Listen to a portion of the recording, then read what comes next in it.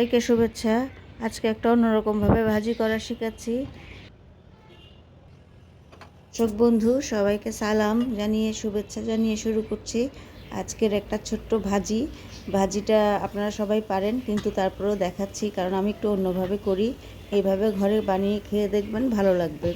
তো পেঁপে, গাজর আর বাঁধাকপি নিয়েছি। আপনারা চাইলে আলু টালুও দিতে পারেন, আমার কাছে আলু ছিল না বলে দেই নাই। তো একটু হলুদ দিয়ে প্রথমে হলুদ আর লবণ দিয়ে ভাপিয়ে নেব।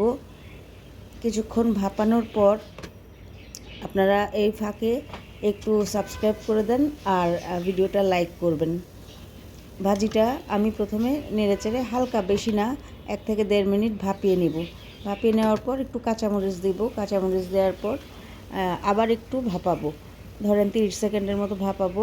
আপনার চুলার পাশ থেকে নড়তে হবে না, এই ফাঁকে আপনি করে ফেলতে পারবেন।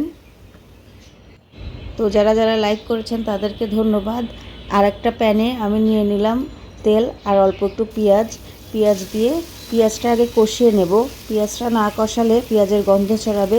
পেঁয়াজে হালকা একটু লবণ দেব, লবণ দিয়ে একটু করে কষাবো। দেখেন ঠিক ভিডিওর মতো, বেশি ভাজবো না, এটাকে বেরেস্তা বানাবো না। এরপরে এটার ভেতরে দিয়ে দিব সম্পূর্ণ ভাজিটা। এই সবজিটা খেতে পারবেন ভাত দিয়ে অথবা যে কোনো রুটি দিয়ে, খুবই ভালো হয়। আর একটা খুশবু হয়, আর তরকারির খুশবুটা চলে যায় না। অন্যভাবে ভাজি করলে, যদি আগে পেঁয়াজ কষিয়ে ভাজি করলে ভাপায় ভাজি একটু হালকা হালকা হতে হয়, হালকা সেদ্ধ, হালকা, নয়তো পুষ্টিগুণ থাকে না। তো আপনারা এভাবে করে খেয়ে দেখবেন, ভালো লাগবে।